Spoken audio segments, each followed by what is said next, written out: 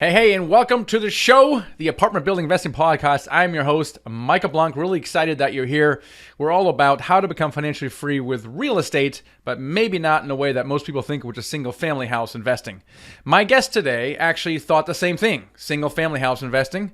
I can't fault him for that because that's the same thing I did. I flipped 3 dozen houses, and he was a brokerage. Oh, that's a lot of work. Then he flipped some houses. That's a lot of work until he finally stumbled into multifamily and says, wow, I like this mailbox money kind of thing. So today's guest is Phil Capron, former military. He got into real estate actually when he was still in the military. Obviously, you have very limited financial means, and he talks about how he house hacked himself into real estate investing and how he kind of stumbled into multifamily before making it an actual strategy. So it's really cool to watch his progression, and it's something that almost anyone can do using these different loan products that are out there and the way he describes to get into it. Now, there's a few things he would do differently, obviously, in shortcutting that and going right to multifamily. And in fact, he has a book out that describes that even further, and we'll talk about that as well. So it's a really great way to house hack your way into multifamily in a much more efficient manner. So without further ado, let's get right here into the interview with Phil Capron.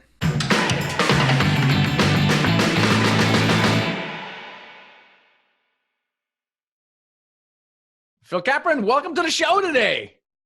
Hey, Michael. Thanks for having me. How's it going? It's going great. It's so super great to finally have you on the show. And obviously, you're a super accomplished syndicator. You've raised a bunch of money, done a bunch of deals. Now you're helping students do the same thing. But I want to kind of rewind the clock a little bit because you were doing some pretty cool stuff before you got into apartments. Like, what were you doing before real estate? All right. So I'll give you the quick elevator version of my life before real estate. I got into real estate, the same way everyone else did. I was an ocean lifeguard for 7 years, played sports in college, traveled around the East Coast with a punk rock band playing drums, um, played poker professionally. And then I didn't know actually, that about you. Wow. you didn't know that. Okay, there you go. We're learning things. Nice. And then, at 24, I enlisted in the United States Navy and went out for a special operations job called a Special Warfare Combatant Craft Crewman. So I was fortunate enough to make it through the selection program there and get to hang out with some really awesome heroes. I mean, the news lately, it seems like these guys have been all over the place with things going on around the globe. So that was a very interesting phase of my life. And that's actually what got me into real estate. Because when I moved to Norfolk, Virginia, from the training center in California, I had a decision to make. I could either continue to rent an apartment with a couple of buddies, or I could look into buying my first home. And through this thing called the VA loan, veterans are able to get a primary residence with a 0% down payment, which I thought was pretty cool. So I learned a little bit about it and ended up buying a 4-bedroom, 3.5-bath property not far from base. And the mortgage on that was $1,350 a month at the time, and since refied, so that's why I say at the time. So it was $1,350 a month, and I dragged my buddies that I was sharing the apartment with, Steve and Alex, and Steve paid me $800 and Alex paid me $600. Wow. And then I also brought in John, who paid me $600. So the fuzzy math on that is $2,000 on top of the $1,350 my mortgage was every month. I was living for free. And at that point, the light bulb kind of went off. And, I said, there's something to this real estate thing more than just not having to pay a landlord. So, I started digging into forums and, Bigger Pockets, I guess, was the, the premiere back in 2010. And, so started there, started getting some books and becoming educated. Actually, went out and got my real estate license while I was still in the military. So when it was time for me to get out, I sort of hit the ground running. If I could go back, I would do things a little different. We can cover that later. But what I did is I started selling houses to my buddies that were transferring into town, selling houses for my buddies that were heading back to California or another station. And then quickly got into flipping houses like we all do. We buy and hold, we flip. I did some subject to some single family rentals.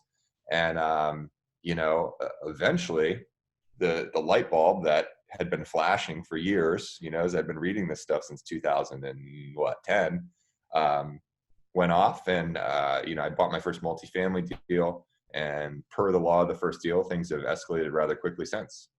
Yeah, it's pretty amazing. And back to that VA loan, there's also something by the FHA, sounds very similar because I've interviewed a few people that started that same way. So Right. it's like it's not just for former military, it's also for really first time home buyers. And it seems to be a really popular way to get into it. And a lot of people stumble into it like you do, like you did, and you're like, oh, I'm gonna rent, I'm gonna buy. What am I gonna buy? Oh, I'm gonna buy this triplex or something. And then at the light bulb, like you kind of went off. Why did you start transitioning into multifamily? Because I mean, sometimes with the house flipping stuff and the lease options, you actually have a pretty good thing going, and most people do it, and not everybody switches to multifamily. In your case, why did you switch over? Well, the short answer is by accident. But can I touch on the FHA and other products that are out there really quickly, just Sure. as a comparison? Yeah. So, Federal Housing Administration (FHA) is another government program, and generally it's a 3.5% down payment, which is pretty good. It's not the 20% that's a conventional loan, but something that FHA buyers are subjected to that VA buyers are not is this thing called private mortgage insurance. Basically, what the Department of Veterans Affairs does for service members and veterans is they guarantee a portion of the loan that the bank ultimately gives to us, so that if we default, the bank knows that they can go back to the government, which is pretty creditworthy at the moment, to recoup a portion of their losses if they have to foreclose on us. So because of that, no private insurance is required. If you went the FHA route, you have to put a little bit of a down payment. So, on a $200,000 purchase already, we're talking about a $7,000 difference. But that FHA monthly payment is likely $100 or $150 higher to pay a private mortgage insurer to give the same guarantee that the VA is giving to service members and veterans for, wearing the uniform and serving our country. So Yep. that's a little bit of a different that actually over time it turns into a big difference when you Yeah, no, analyze it. fair enough.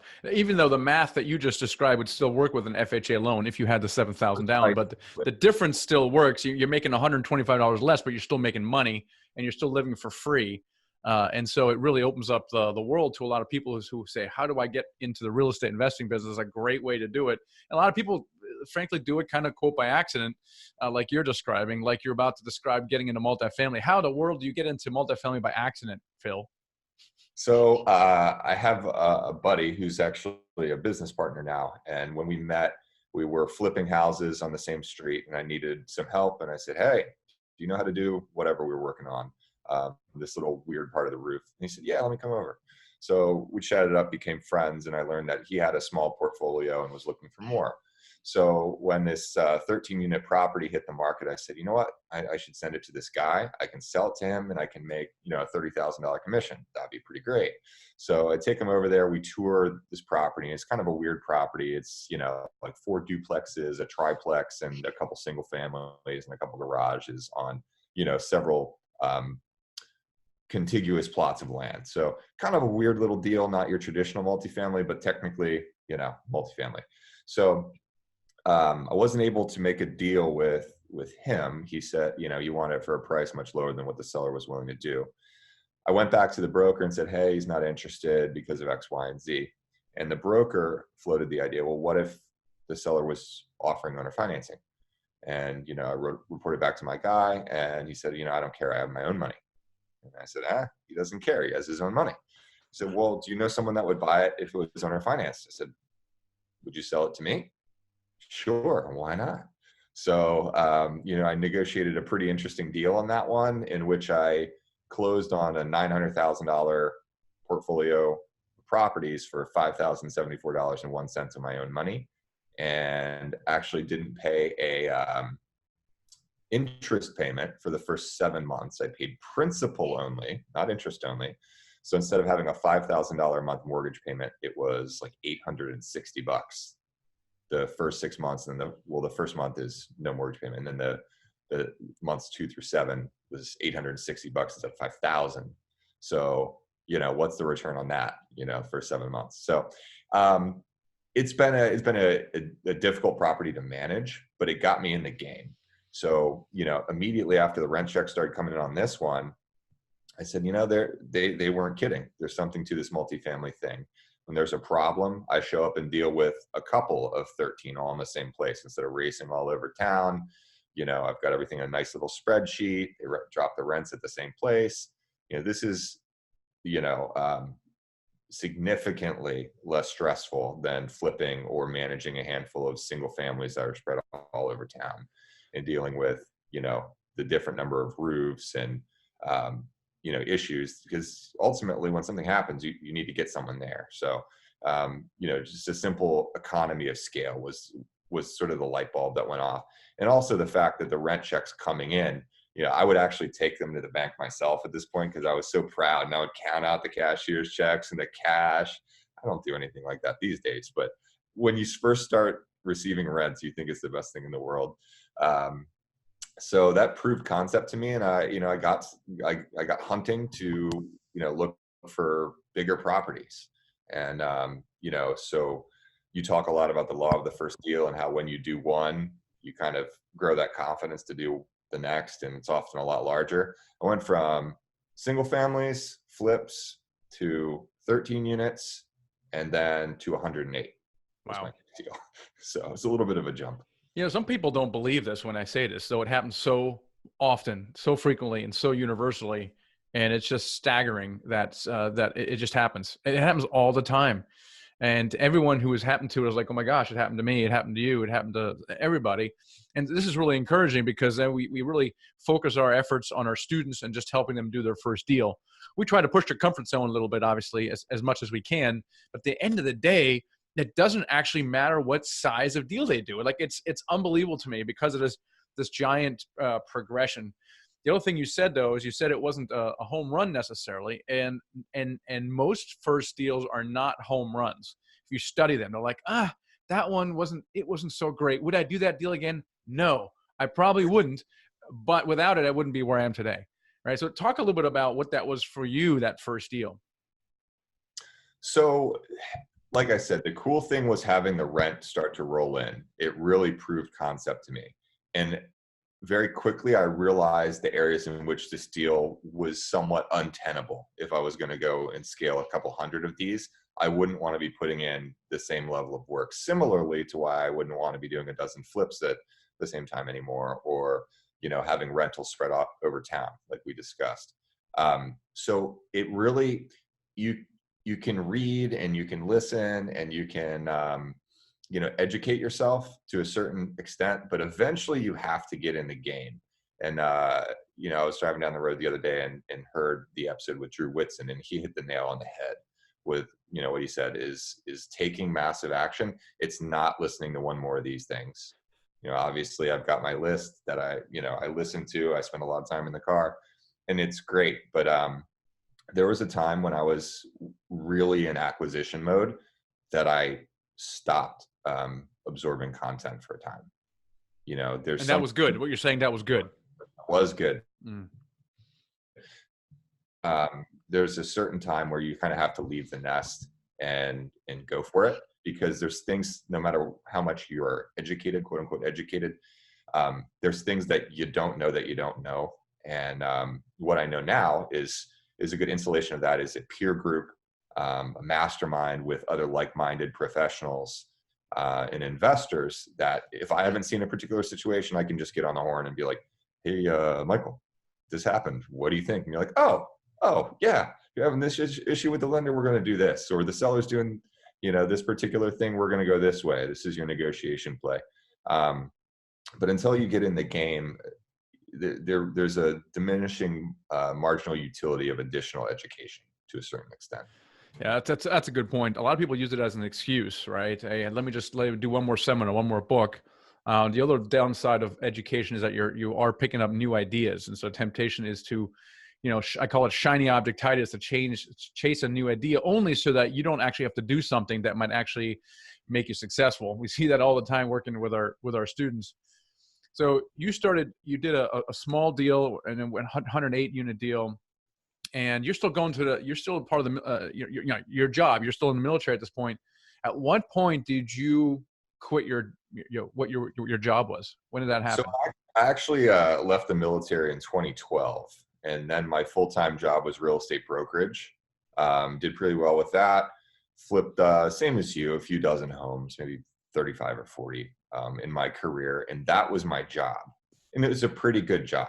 But as soon as I didn't have a deal lined up for the next few months, I knew I wasn't going to get a fat paycheck. So there's that roller coastery kind of stress Mhm. going on there. And when I bought the 13 unit and the rent started rolling in, so wait a second, this isn't life-changing money, but this could be repeated. I can do this again. So I went year and a half, still doing brokerage, still doing some flips, while, looking and acquiring multifamily. And then I left the real estate license and the flipping behind. Wow. And had you already done that 100 plus unit deal at that time? Was it after that one? Yeah, it was after that one. I think it was when I had my following deal, which was 82 units. I said, okay, we've got enough runway here. Because in addition to, I'm sure most of your listeners know that, but in addition to the monthly income that these properties generate for us, as the hub, the sponsor, the syndicator, um, you know, we're in a position to negotiate an acquisition fee for ourselves. And I'll tell you what, that's even better than flipping so far in my experience. You put together a great deal first, then you build a great team around it, you raise the money, and at closing, you get a nice little check. And then you put your team to work, you manage them, you set expectations, and ensure that they're adhered to. And ideally, you have some successful projects. There's always bumps in the road, but that's another stream of revenue that maybe some people don't realize exists. Yeah, it's not so much a That cash flow in the beginning. It's really the acquisition fees. You do 1 or 2 deals a year, and it can cover your entire salary pretty easily. Now, how do you advise your students on when they should quit their job or how they should transition into multifamily investing? Right, on the one extreme, there's the burn the boats mentality. I'm quitting my job right now. I don't have a single deal in sight. And then the other one is I'm going to wait until I get like $50,000 a month coming in. I'm 110% sure I can cover my expenses, and then there's everything in between. Uh, how did you make that decision, and what does that conversation look like with some of your students? I think I've taken a path, as I mentioned, that's maybe a little bit outside the norm. My entire adult life, I see something I want to do and I go do it. um, you know, every individual's life circumstance is not going to permit that. If you have a family and obligations, maybe that's not the right play to kind of attack it in the way that I did. Like you said, there's something to being all in, not having a plan B. It does a lot for the psyche to, rule out failure as an option. In fact, when I was getting ready to head out to Coronado, California for special ops training, I ran into an old buddy who's a Navy SEAL, and I'm looking for the golden nugget here. I said, "Hey, like, what's the secret to making it through training?" And he says, "Just don't quit." And I was really offended at the time because that just seems like, well, duh, right? Don't quit, thanks. No, but what's the secret? But going from pre-boot camp where hundreds or thousands of guys are trying to get this job, to boot camp where maybe there's a couple hundred still in the mix, to actually making it to training when there's the better part of 100, to the end where there's 20 or 30. Like what was the difference? The first day of training, the one instructor says, "Look to your left, look to your right. If you're lucky enough to make it to the end of this, those guys won't be there. You decide who you're going to be." And I watched really strong guys quit. I watched really fast guys quit. Guys who are really smart or great shooters. They all fell by the wayside because what I learned there, and this has really shaped my life, is that we all fail. In our education system and in our society as a whole, we tend to look down upon failure and do anything that we can to avoid failure. But really, that's the only way to growth. So that to me was a really um, significant moment of transformation in my life when I realized that, and it gave me the freedom to sort of do what I want. So, dialing back into the actual question, you have to be somewhat realistic about your life circumstances. You don't want to put your family out on the street over your dream. But if you simply make a decision that you are going to do this, write it down and create a plan and surround yourself with other people that are doing it, you absolutely will. It's probably not going to be next week, next month. But when you look back a few years from now, you're going to be really happy that you did make that decision if it's right for you. So I would say keep the W-2 for a while, build up a runway, let's say 9 months of, whatever your living expenses are would be a pretty healthy reserve. And at that point, if you want to burn the boats, you've got 9 months to figure it out or retreat back. That's a pretty good, amount of time to figure it out. So I don't advise just jumping in the fire right off the bat. Yeah, I agree. It's just something that you do on the side. And having said that, there are plenty of people like Tyler Sheff, who's now a podcaster, author. He had a government job and gave himself a 6-month runway. And man, he had to hustle to get that done for sure. And I respect people who burn the boats. Is it advice that I give people? Probably not. But however, my observation is people who burn the boats, there is no plan B, and that makes their plan A unbelievably strong, and they have no other choice but to be successful. And your observation is interesting about people who quit left and right. So it's the big guys, the fast guys, people with talent, natural given resources, yet somehow they don't make it. And your observation is that even in this world, it doesn't matter how much money you have, or what people you know, it's something else, right? It's a decision. It's maybe your why or something. I mean, what are some of the patterns that you see in people? Because you work with dozens of students, right? So some people just are getting stuff done. They're successful, and others are not. Like, what do you think sets them apart? What I think sets them apart is the quality of their life, or at least their perception of it. If you Mm. have a pretty good life, there's no real reason for you to change. The mortal enemy of great is good. If you have it good, the chances of you making a lasting change are not very good, to be frank. Um, yeah, and that's the big thing. And I think also some people are actually scared of their own success. It's fun. It's kind of like the education thing. It's fun to listen to the podcasts and go to the seminars and dream big, but they wouldn't understand what to do or what their life would look like when they achieve it. And they actually self-sabotage. So the difference between my successful students and the ones who aren't, um, is that they're willing to have a little bit of faith that we know what we're talking about within the program, and that we're not going to completely lead them astray. And like I had one couple that I'm working with that submitted their first LOI yesterday. I just got an email before I hopped on today. They're like, well, hang on, we found out that the expenses for the maintenance, they're a little bit high.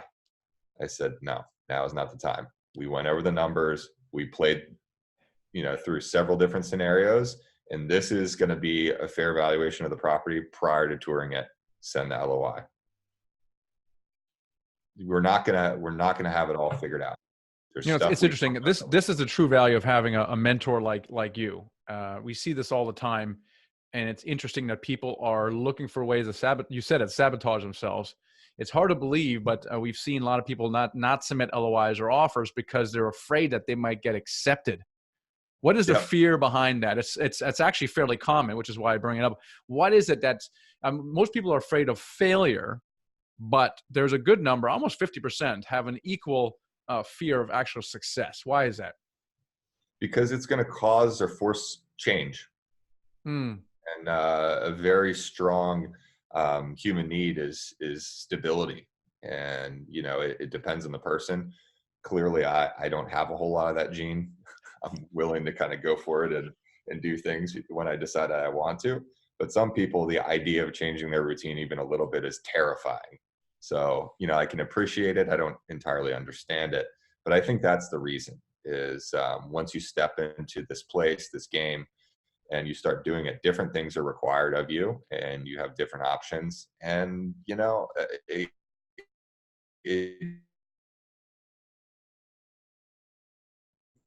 you're not going to make a change. But life is around a real estate agent, it's a lot of stress, you know?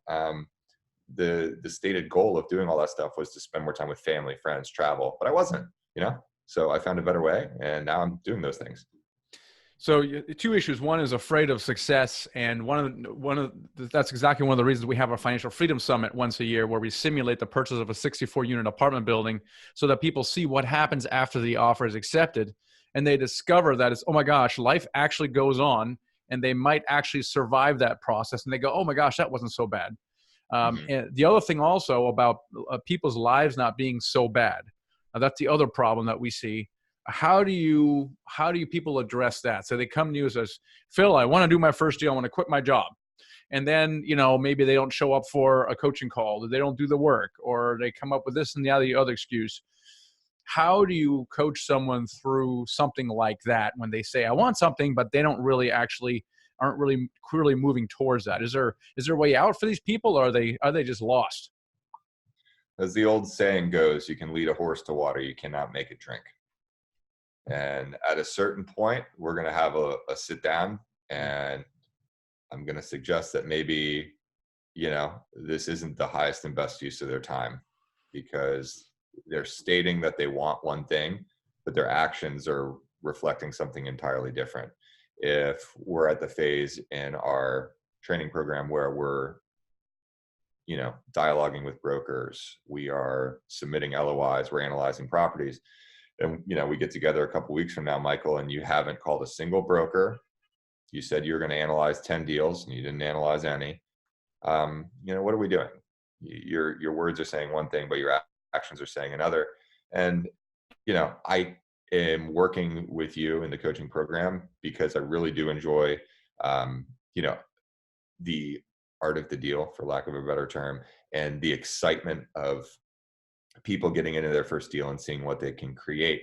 And frankly, I'm not always going to have a deal, because while I look at deals just about every day, most of them are not worth my time investment, the work required, or the price that the seller's commanding. So with a dozen students, chances are just about every day I've got somebody that's doing something pretty cool.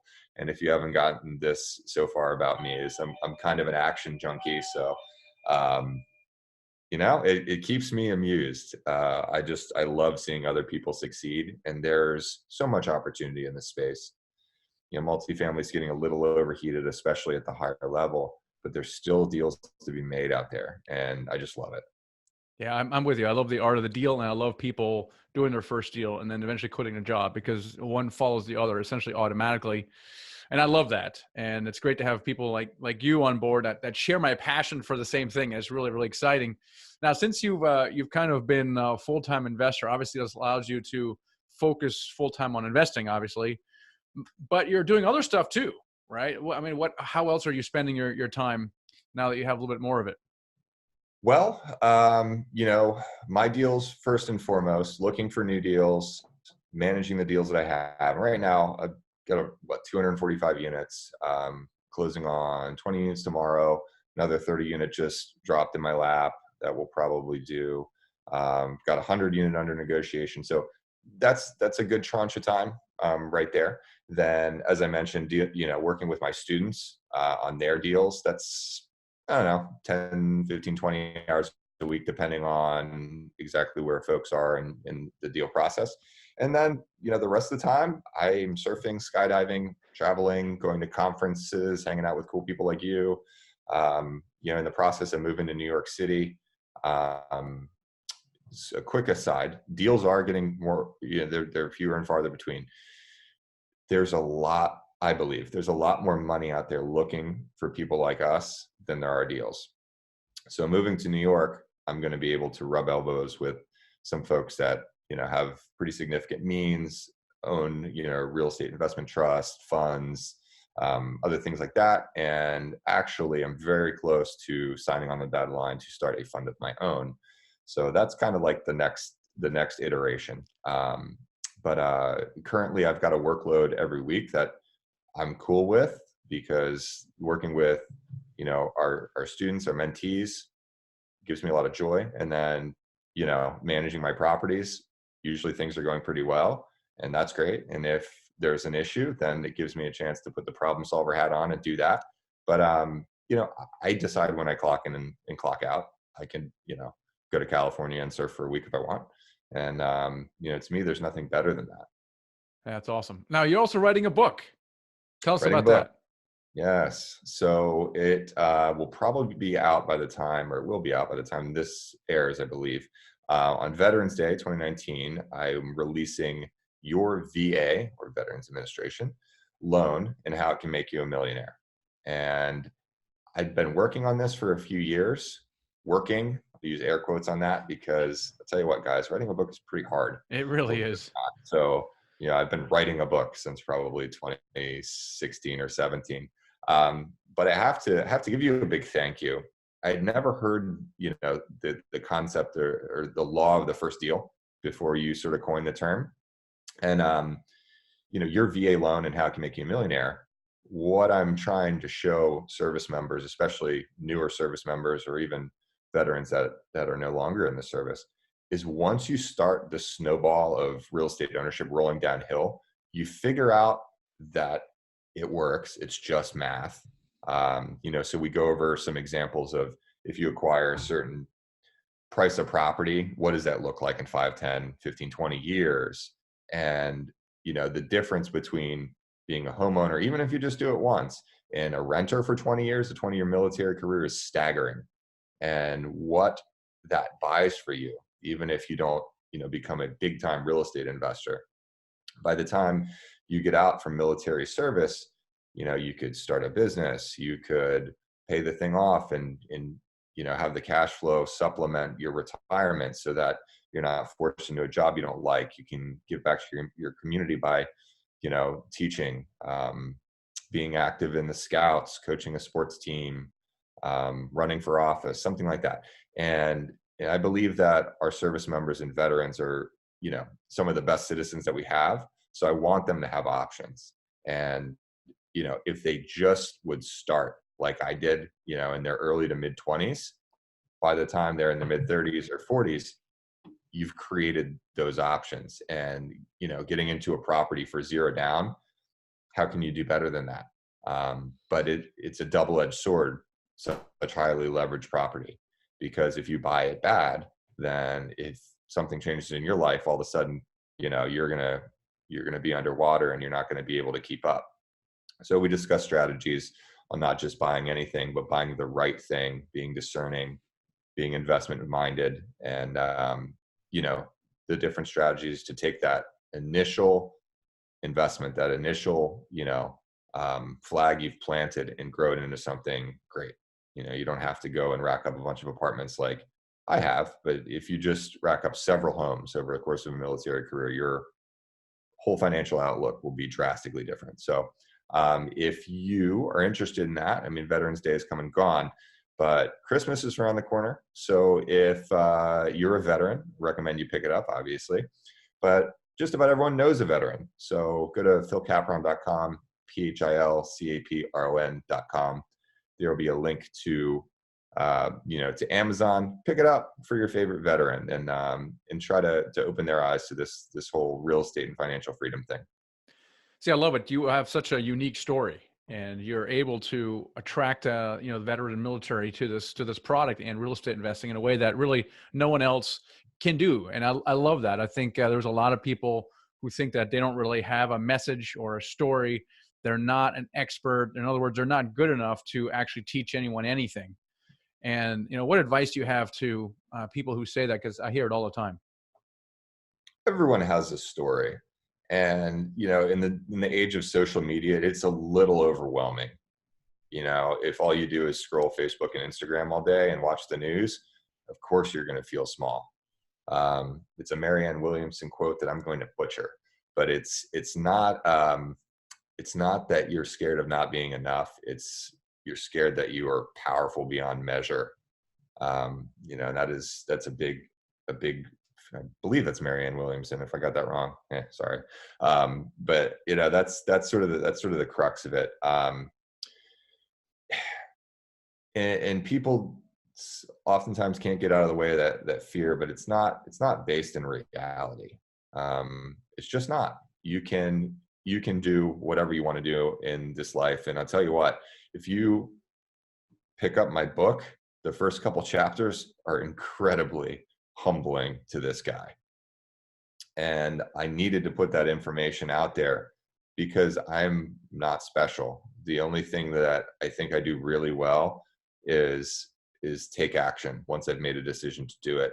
And that has been, it's been the difference in my life. And I find that a lot of people just can't get out of their own way. They can't overcome the fear. But I think I will get this quote right. Tony Robbins says that, you know, the quality of your life is in direct proportion to the amount of discomfort you can tolerate. So if you can get yourself a little bit outside of the comfort zone, take a chance, you know, you can accomplish great things. And, you know, back to the military, I think the one trait that a lot of service members and veterans have is this idea of being gritty, about not giving up, about hitting a wall and then finding a way around. I think I've told you this story, Michael, but real quick aside, my 82 unit, the bank actually denied our loan after we had $50,000 hard. Long story, much shorter. The loan officer that we'd been with for 3 months and then put in an extension to close month 4 quit on New Year's Day. So they're like, hey, this is your new loan officer. Got right in touch with them, said, hey, we're closing in 2 weeks, you know, blah, blah, blah. I said, no, I don't like this deal. We're not going to do it. What do you mean we're not going to do it? We're 50,000 hard and 4 months in, you know. Well, the other loan officer didn't have the authorization to say that. Well, they did, you know. So somehow I convinced the president of this regional bank and the entire C-suite to meet with me to hear out my deal. And so I'm in Kinko's that morning trying to put together a presentation to get them to reverse their decision. And I'm thinking about, you know, myself and what I've done and my story and my team members, a couple of which I was bringing with me. And, you know, I had those as the first few pages. And I said, you know what? It doesn't matter. I took them and I moved them to the back of the packet. The first page of the presentation I put together for these bankers was the worst case scenario, which was the existing, you know, operations from the seller, which were running about a 65%, 68% expense ratio, combined with the new debt service we're seeking from them. And would we be able to make our debt service coverage ratio? And did we have any path for growth? So we did, by the skin of our teeth. We came in at like a 1.3 or something cover. And then the next page was, what's it going to look like if we can achieve, you know, halfway to our pro forma, and then what's it going to look like in our pro forma? So the president of the bank, the first page, he's like, wait a minute, what about you guys? And, you know, I said, sir, with all due respect, you are a bank, correct? He said, yeah. I said, so you're in the business of lending money. It doesn't matter who I am. Look at this worst case, make sure that you agree with all my assumptions. The listing broker sitting here, he can verify that these are, in fact, the T12 numbers. Does this loan work at these numbers? I said, yeah, but it's not going to make you much money. I said, right. Okay, page 2. So we went through the thing. And at the end of the presentation, said, okay, well, we feel more comfortable about the deal, but, you know, who are you guys? And then I got a chance to talk about my experience and, you know, my team members, one of which is a graduate of U.S. Military Academy at West Point. Another one's an Army Green Beret. Another one's a Navy Special Ops guy. I have a property manager on the team. Like, pretty much anything that they came up with, we quashed it. And, you know, so I'm driving home afterwards, and they call and they said, hey, we still don't like the deal, but we really like your team and we're going to give you the loan. Nice. So I guarantee you about 99.7% of people would have given up when they got their loan denied and would have lawyered up and tried to do something about their EMD at that point. But, you know, we're all human beings and nobody's better than anyone else. It's just about what we decided we're going to do and finding people to fill in the gaps in which we are weak. So if you can make that decision, the sky's the limit in this business, but you have to know what you want first and just go for it. Yeah, I love that. So the book again is Your VA Loan and How It Can Make a Millionaire. How it can make you a millionaire on Amazon. Phil, how can people connect with you? So philcapron.com is easy, PHILCAPRON. Facebook, I love Facebook. If you're going to friend me, send me a message and let me know you heard me here, and I will absolutely get back to you. It's just tough with all the spam out there these days. Also, have a podcast by the same name, Your VA Loan and How It Can Make You a Millionaire. And if you're a veteran that would like to come on and tell your story about how your VA loan kind of made that light bulb go off for you in real estate and what you've done since, love to have you. Hit me up. And I guess that's pretty much it. Phil, great story, great inspiration. Thanks so much for being on the show. Thanks, Michael. Really appreciate the opportunity. So the thing that really stuck out with me is never quit. And I think just in observing students who come through our programs, the ones who succeed and the ones who don't, it does not matter what race, ethnicity, gender, financial or personal resources they have. It really is a matter of not quitting. And I think it does boil down to a decision point, really, is how authentically has someone decided they want to change their life. And a lot of people can trace their exact moment back to their decision to exact moment of when this happened. And sometimes the people who don't actually haven't authentically made that decision, their why is actually relatively weak because their current life ain't so bad. And if that's the case, why is it worth changing at all?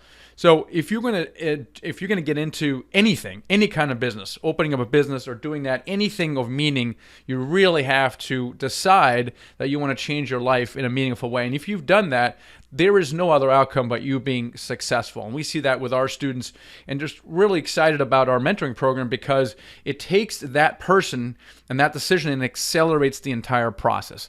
I mean, mentoring is great for you if you want to accelerate everything. You want to accelerate the speed and the size of your deals. So if you'd like to work with Phil Capron, for example, one of half dozen full-time apartment building investors, syndicators that mentor, and they're just very similar to Phil, super experienced, and they really share my passion in helping people do their first deal so they can become financially free. To do that, go to themichaelblanc.com/mentor. So it's themichaelblanc.com/mentor. You can schedule a call with us and explore with us if that is right for you. Again, it does require significant investment, but if you have the financial means, there is really no better way to accelerate your success. So I'm really super excited that we have that available and that you're able to work with such unbelievably high quality people. So Phil Capron is one of those people. Check those out. Also, make sure you grab his book, right? So your VA loan and how it can make you a millionaire. If you're a veteran or you know a veteran, this is going to be a great book for them to see a way to secure their financial future as well. So thank you so much. Appreciate you guys being on the show. Catch you in the next episode. All right, I hope you enjoyed that. Now, as the next step, download this ebook right here. Okay? When you've downloaded that, make sure you also subscribe to my YouTube channel, because then you can get all of the videos that I release as soon as I release. So make sure you subscribe to the YouTube channel right now. Click on that right now. And then also make sure that this is the next best video to watch is this one right here. So hope you enjoyed that. I'll catch you next time.